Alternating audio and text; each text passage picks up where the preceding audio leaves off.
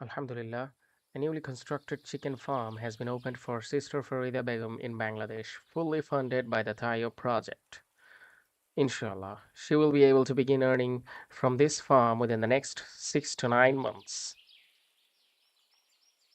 This project is a valuable step towards restoring financial stability, dignity, and hope for our family. We pray that Allah Ta'ala bestows abundant blessings upon this farm, makes it a continuous source of halal sustenance, and erase all hardships for our sister Farida Begum. Ameen.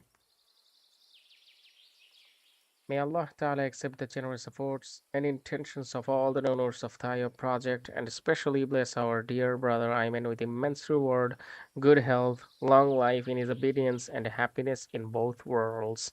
Ameen ya khairur rahimin.